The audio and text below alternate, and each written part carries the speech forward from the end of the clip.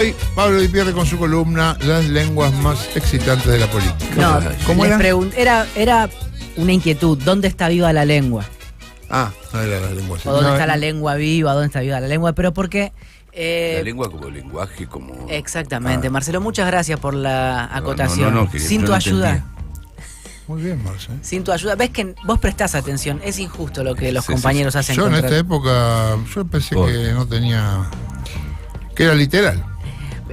No es literal, pero sí quiero extenderles una pregunta a ustedes sobre lo que estuvieron leyendo en los últimos días, o lo que estuvieron viendo en televisión o escuchando en radio. Si encontraron allí algo nuevo en lo que están consumiendo en términos periodísticos. ¿Hay algo nuevo, algo que les llamó la atención por novedoso, por distinto, aunque sea? Que Nicolás Maduro adelantó la Navidad. Sí, pero no por contenido. A mí me llama la atención que se hable de extorsión, por ejemplo lo de Lemoyne, que dice que tiene cosas que se extorsionan y otros las acusan entre diputados. Sí, es verdad. Y que eso sea parte de la lengua, si querés. Claro, política, pero ¿por qué es parte? Si es parte esa conversación donde le imputan a Lemoyne tener una especie de blockbuster con videos a través de los cuales puede extorsionar a buena parte de su espacio político, significa que eso ya formaba parte de un universo de discusiones propias del oficialismo, internas o más o menos visibles. Digamos que lo que nos sorprende por eso. A mí me sorprende la anestesia que hay en... Bien. Que esas cosas estén incorporadas. Entonces la lengua parece dolor. Adormecida también, ¿no? Claro. Justamente a eso iba. Si hubieran hecho lo que hice yo el domingo, que fue pasarse casi todo el día leyendo portales y diarios, hubieran encontrado que era casi todo igual. Todo. Es una especie de dictadura de lo igual. La verdad es que a mí me encanta, me apasiona el periodismo, entonces leo todo lo que puedo leer en términos de información periodística, y tengo a mis columnistas favoritos y a los columnistas que despreciaría, pero que igual leo para saber en qué andan, ¿no? Y no encontré nada que me sorprendiera, nada que me sacara de la modorra del domingo y de las ganas de dormir la siesta. Sí. Salvo por la nota, y a mí me sorprendió muchísimo, de Marcelo Figueras en El cohete a la luna sobre Dillom. Lo escuché un cacho. Bueno, en esa nota, Figueras hace un recorrido sobre la producción musical de Dillom y cuenta también de a cachos la historia personal, la biografía de Dillom. A mí me pareció, voy a pedir disculpas por la ignorancia mía, sobre la historia de Dillom y sobre la producción musical de Dillom. Muy interesante, gente joven igual. Pero la historia es súper interesante y la... Primero hay que decir quién es Dillom, porque seguramente... la nota se titula El verdadero león, y Dillom es un cantante de la nueva escena musical, amigo de la bandita de Los Elegante y Woz, y hasta Lali Espósito creo que grabó con él. Para los oyentes... Quizá lo reconozcan porque es el que reversionó Señor Cobranza y metió a Caputo en el medio. Y eso fue muy viral por ahí, por eso digo. En Cosquín Rock en este Cosquín año. Rock, sí. ¿Hace trap? ¿Qué es lo de Dillom? Es una mezcla, porque tiene un poco de rock, también tiene banda en vivo. Bueno, a él le gusta el rock interesante viejo. lo A él que le gusta hace. el rock viejo. Él comparte mucho Los Redondos, Papo, pero hace este tipo de música. Si me apurás, por lo que yo vi en la nota de Figueras, yo hasta me animaría a decir que es una especie de Rimbaud, por Arturo Rimbaud, el poeta francés que escribió toda su poesía a los 17 años y después se fue a África a combatir por Francia. Sí. Pero es un precoz. Esclavo, ¿no? Hizo de todo Rimbaud. Sí, pero es un tipo que venía de una familia de alta alcurnia, que se aburrió de la sangre gala, hizo poesía maldita y se tomó el pire y fue a hacer lo que hacían sus ancestros en África. E hizo de todo, ¿no? Pero más allá de esto, digo que Dillom es casi una metáfora o una síntesis de buena parte de la juventud argentina en los últimos años. Cuenta en esa nota Figueras que justamente Dillom es hijo de un matrimonio que se separa cuando él tiene 8 años, que su mamá era adicta, que su padre forma una nueva familia y se convierte a la ortodoxia de la religión judía, y entonces el pibe no soportaba vivir con el padre, vive con la madre, pero la madre era adicta, hasta que un día antes que el pibe tuviera que presentarse a su primer recital, se llevan detenida a la madre, se la llevan esposada delante de él también lo llevan a la comisaría y lo tiene que ir a buscar el padre. Él pide que lo vaya a buscar el padre, pero el padre no movía el culo de su casa porque era Shabbat. Entonces, esa es la conformación del Dylan personaje, ¿no? Lo que de alguna forma también le da nutrientes para ser un maldito con la música o con su poesía, con sus letras. Es un chabón que habla sin desinhibiciones en sus letras, en lo que compone, en lo que hace, que... sin inhibiciones, perdón. Que habla con desinhibición, que es cruel, cruel consigo mismo, es profundamente apocalíptico y lo caracteriza el propio Figueras, que sabe muchísimo más que yo de música y también de Dylan, como un punk. Ajá. Entonces, lo que encontrás ahí es un tipo de joven al que no lo interpelás con las narrativas a las cuales uno suscribe, o al menos con las que yo trabajo todo el tiempo. Ahí es donde, me parece, se puede pensar esta inquietud que yo vengo trayendo de vez en cuando encuentro algún tipo de hecho o alguna situación que interpela en esta dirección, que es, bueno, la lengua que estamos hablando nosotros cuando contamos la política, cuando nos preguntamos cosas sobre política, cuando reflexionamos sobre la organización o sobre el gobierno, sobre la resistencia o sobre el daño que produce Javier Milei, es una lengua en estado vegetativo, hasta podríamos decir. Y la lengua está vibrando, está latiendo en otro lado o con otro tipo de sintonía. No significa tampoco que nosotros tengamos que dejar de hablar como hablamos o decir lo que decimos. Sobre todo en lo que hace a la sustancia de aquello que pretendemos expresar cuando hablamos. Ahora, evidentemente, estamos vibrando en distintas sintonías, muy alejados unos de otros, y voy a hacer una salvedad también con esto, que es que incluso ahora, a un año casi, o 9 meses de que arrancó el gobierno de Milei, o a un año de que hayamos ido a las urnas en las PASO, por lo menos empiezan a aparecer algunos replanteos o una suerte de mensaje de recalculando en amplios sectores de la juventud respecto de su apoyo al gobierno. Ya no es tan cerrado o mayoritario el apoyo a Javier Milei en base a todos estos meses de deterioro económico y social. Sí. Pero sí sigue sucediendo que lo que ocurre en política no seduce, no atrae, no interpela a esos jóvenes que están hablando de otra cosa y que están haciendo otra cosa. Yo lo veo, por ejemplo, con las preguntas que hacemos todos los días o que vos hiciste hoy respecto de qué hay que hacer mañana, si hay que ir a protestar o no al Congreso en defensa de los jubilados. Y vos dijiste brutalmente, pero que en lo metafórico era preciso, vamos a revolear jubilados. Sí. ¿No? Bueno, lo que se perdió, y esto ya lo dijimos muchas veces, es cierta barbarie, cierto salvajismo en nuestra propia lengua, cierto despojo al hablar. A veces somos demasiado apegados, los periodistas, los militantes, los dirigentes, a determinadas formas que terminan no diciendo mucho. Lo había dicho Romero hace mucho, ¿no? Claro. ¿Te acordás? Él hablaba de recuperar el salvajismo de los 90.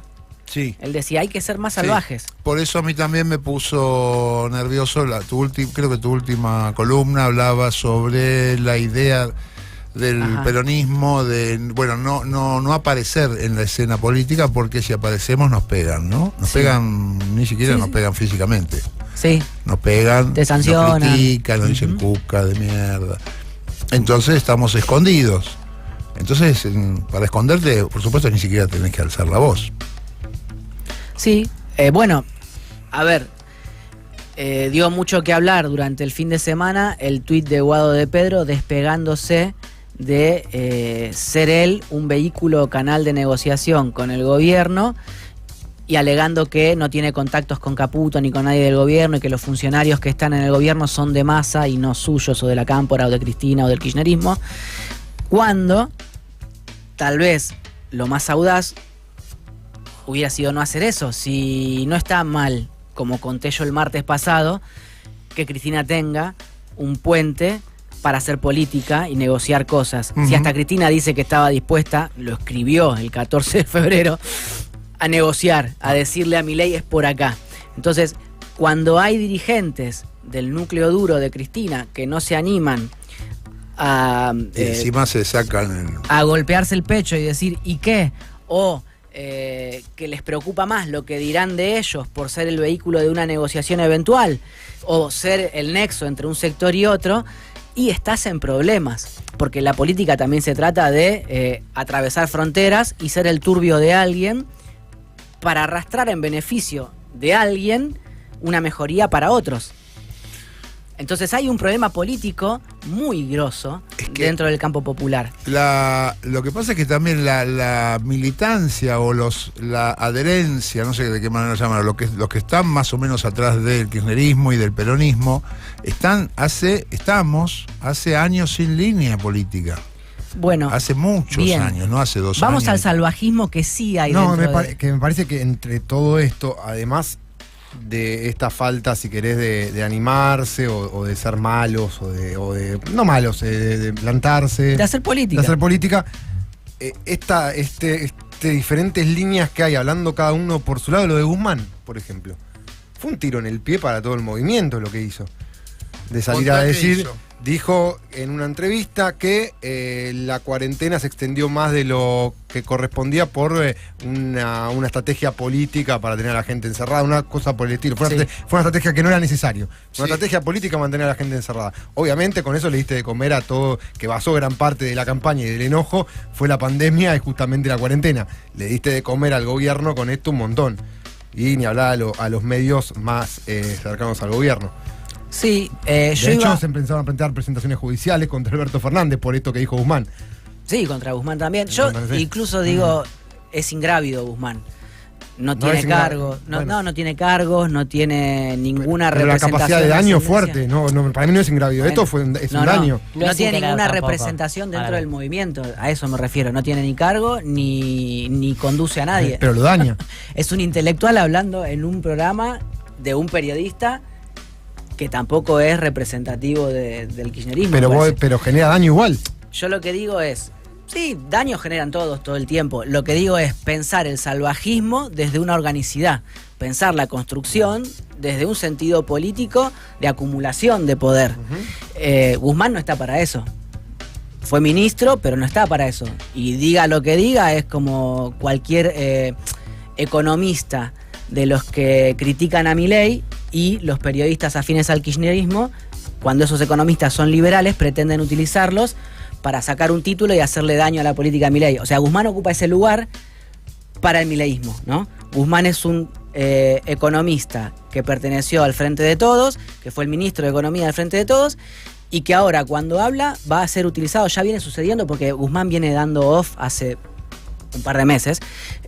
Cuando habla, lo que van a hacer los periodistas de Clarín, La Nación y compañía es utilizarlo para impugnar la experiencia del Frente de Todos, incluso la suya propia. Pero a lo que iba yo es a la falta de latido, de sangre, de pulsión dentro del espacio del campo popular, y hay dos actores que de alguna forma expresan eso, o podrían o pretenden expresarlo, y los voy a caracterizar, con mi propia opinión, de forma negativa. Se trata de Guillermo Moreno y Juan Grabois. Son los dos exponentes dentro del peronismo que no tienen ese apego por la corrección política que tiene la mayoría o casi la totalidad de la dirigencia peronista, y que Moreno, si querés, es una especie de conservador dentro de la iglesia peronista, que alimenta un montón de seguidores que tienen vergüenza de ser fascistas en serio, y aplauden algunas de sus ideas que van en esa dirección, Y otros no, por supuesto, no digo que todos los seguidores de Moreno sean fascistas o son fascistas en potencia, sino que, bueno, adhieren a determinados conceptos que no dejan de ser conservadores. O sea, un conservador no necesariamente es fascista. Pero después del otro lado tenés a Juan Grabois, que con un contenido de cristianismo popular también pertenece a la iglesia peronista y se despega de la corrección política y empieza a acumular en determinados sectores progresistas de lo que fue el kirchnerismo, Sí. Por su atrevimiento, básicamente. Ahora, son los únicos dos que emiten un mensaje dentro del campo popular y el peronismo, o del peronismo más exclusivamente, detectando este problema de que la corrección política ató de manos a la experiencia kirchnerista.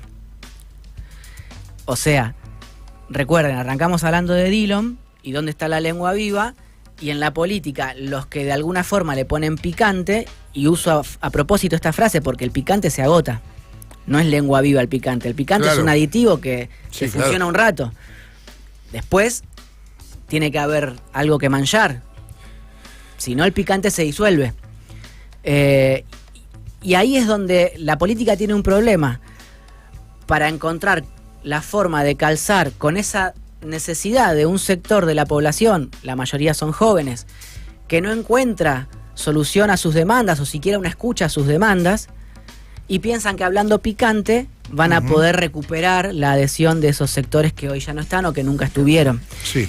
Y si vos vas a la historia argentina, desde el fondo de la historia siempre hubo sectores que quedaron afuera del sistema político, y los dueños de todo buscaban la forma de aniquilarlos o mantenerlos excluidos, salvo cuando les era imposible lograrlo, y entonces trataban de tramitar una forma de ampliar derechos para incorporarlos a alguna regla del juego.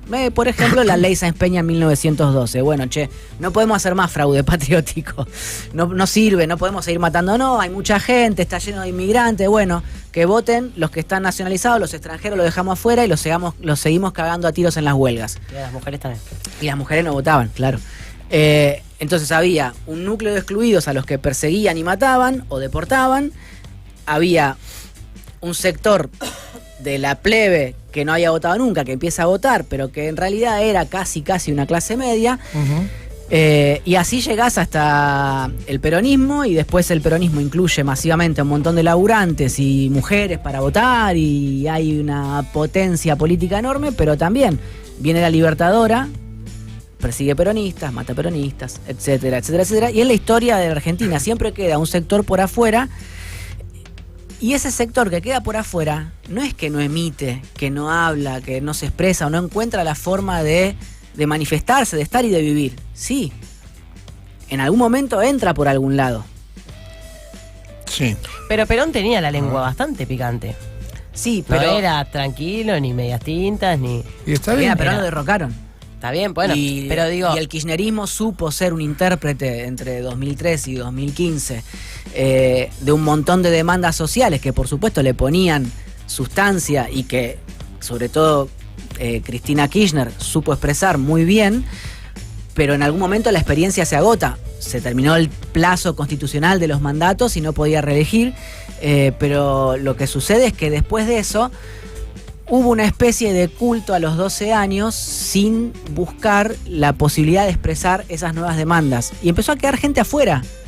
A ver, es un quilombo, ¿no? Trajiste un tema... Sí, yo no termino de resolverlo, No, lo y comparto. Perón tenía, quería...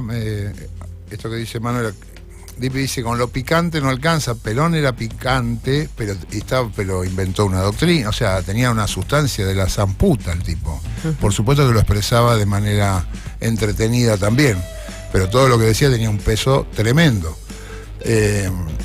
Y ahora nos quedamos solo en cosas que son expresivas, digamos, que son palabras altisonantes y no sabemos cuánta sustancia hay atrás.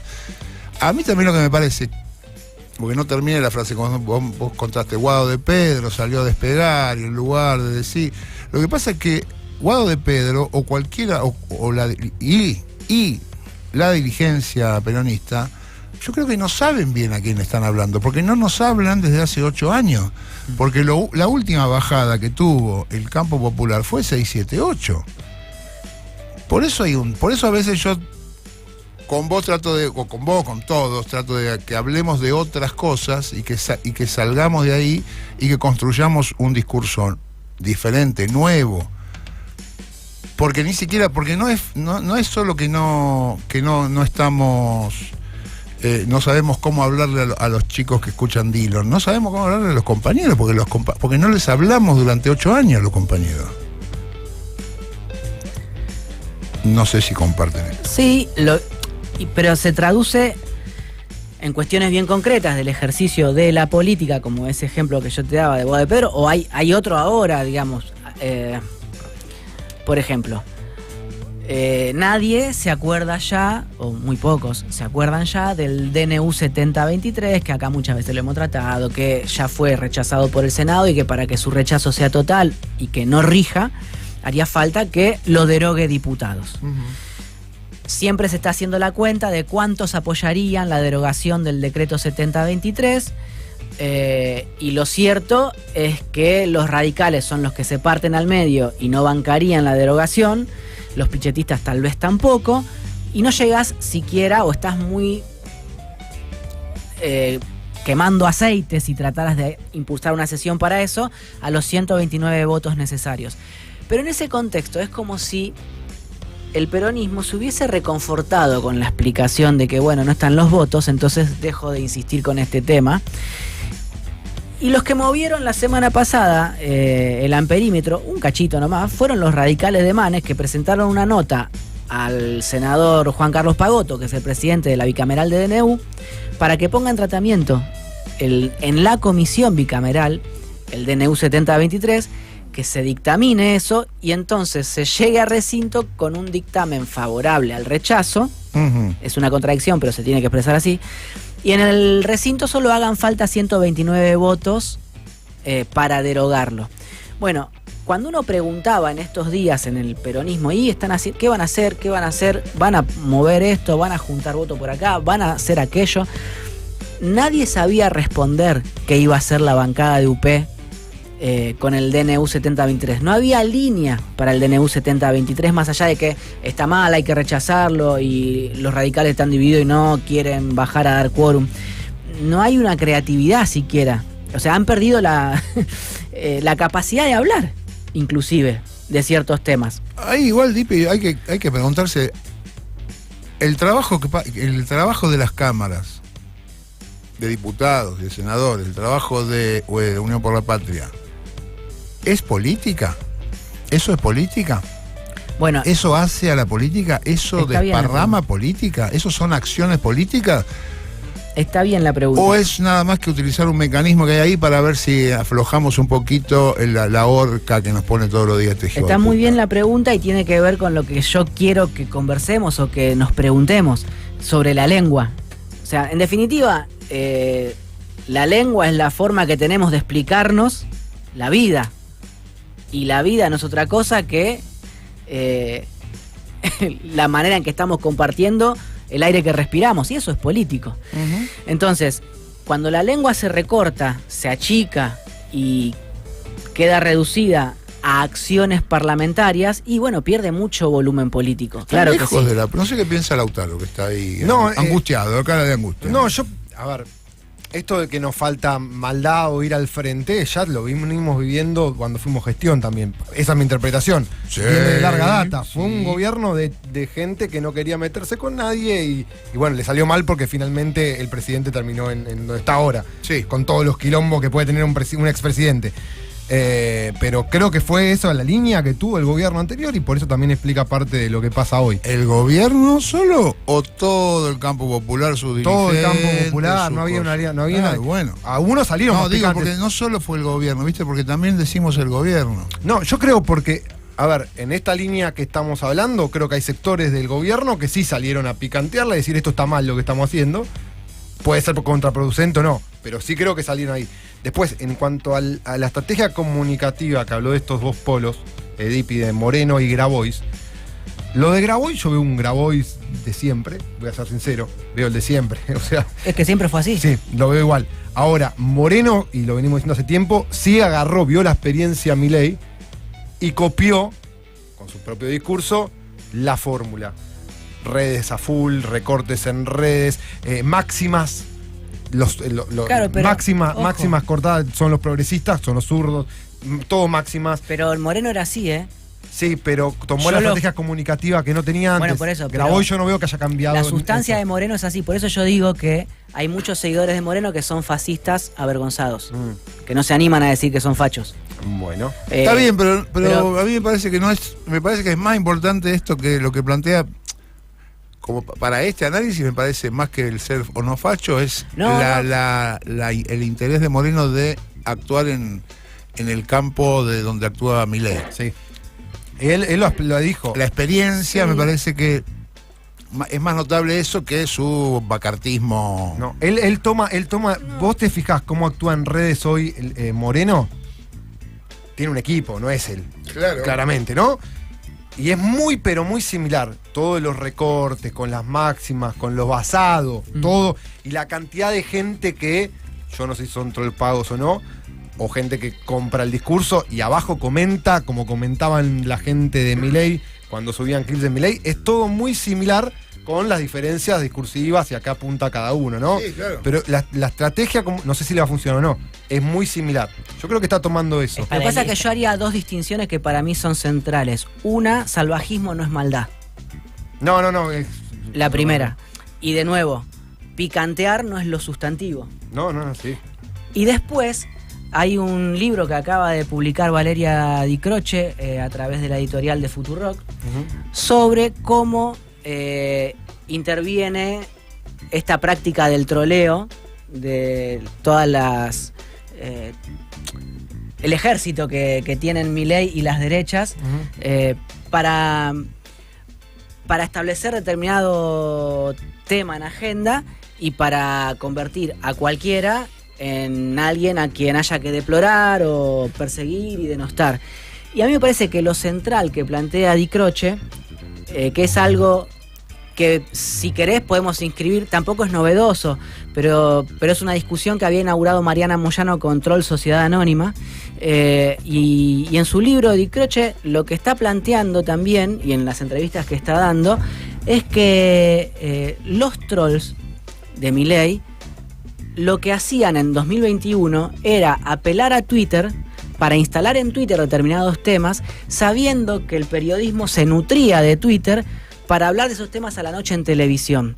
Esto tiene que ver con lo que conversamos muchas veces vos y yo sobre la incidencia de los medios tradicionales, si seguía siendo tal o si había perdido ya densidad. Sí. Y la verdad es que Di Croce en el material que reúne ahora, que analizó y que está compartiendo con la audiencia y con sus lectores, está trabajando la hipótesis, porque entrevistó a estos tipos, los estudió, los siguió y compiló el material.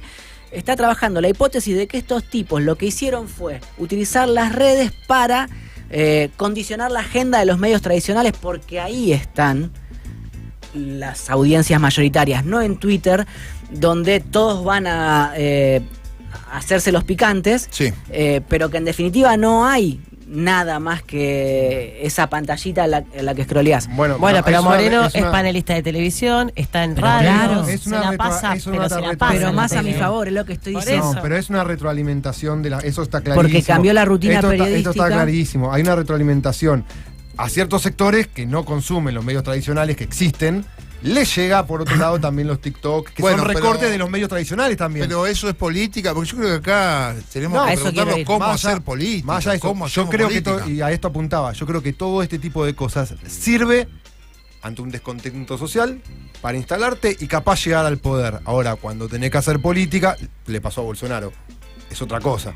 No es lo mismo decir, hablar y picantearla cuando no sos gobierno que cuando sos gobierno. Por eso creo que yo siempre pienso que la realidad termina cayendo por su propio peso, más allá de lo discursivo. Hoy Milei diciendo que las jubilaciones son espectaculares. Estamos en un momento muy raro. donde cualquier cosa que se diga se toma como verdad, por más que lo contrastes empíricamente, y hay un sector de la sociedad, no digo todo obviamente, que dice esto es así como lo dice este tipo, sí, aunque vos estás viendo en la calle que no es así, o lo ves en tu propia jubilación, o lo ves en tu propio salario. ¿Sí? Y es un momento muy raro de la sociedad, y es muy complejo de analizarlo también, porque hay muchos factores en lo que implican. No quiero caer en el tema posverdad y todo esto, pero hoy por hoy, desde que hay una organización, a través de redes también, no digo que es lo único, donde la cantidad de gente que está dispuesta a creer cualquier barbaridad, desde que a Cristina inventó que la quisieron matar, hasta que las antenas de 5G te dan coronavirus, se reúnen y se juntan y se organizan a través de las... Y es complicado el tema. Por eso yo insisto, para mí Twitter también forma parte de esos lugares donde está la lengua muerta. ¿Sí? O sea, también hay que tener los huevos y los ovarios de decir que no pasa por ahí y que ya no pasa tampoco por la televisión. Lo que viene, lo que venga a partir de, para mí en algún momento pega la vuelta a todo esto, porque está muerto. Está muerta la palabra en la tele, está muerta la palabra en la radio, está muerta la palabra en Twitter. ¿Dónde está hablando la gente? La gente no está hablando en Twitter, la gente no está hablando en la tele, no hay conversación posible ahí. Hay una chatura que es alarmante, es cada vez más gravosa, no, en ese sentido... Es una especie de inanición de la lengua la que estamos viviendo. Ganó la lengua de Milei, y la lengua de Milei no dice nada. Exacto, pero en algún momento en algún lado alguien está hablando. Dilo me está hablando en otro lado. ¿Dónde hablan los pibes? ¿Dónde hablan los laburantes?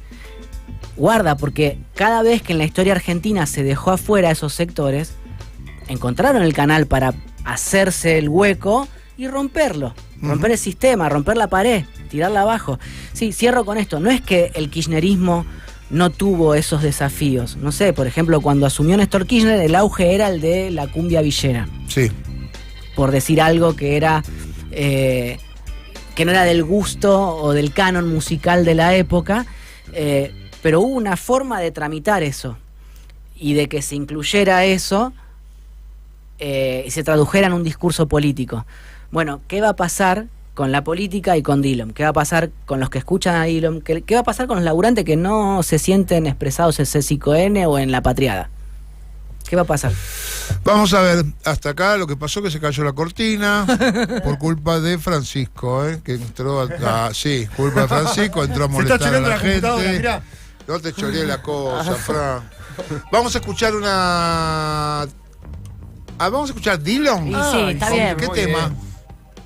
Buenos tiempos de Dillom, a ver de qué. El día que muera moriré en Milei, dice. Sí. Bueno.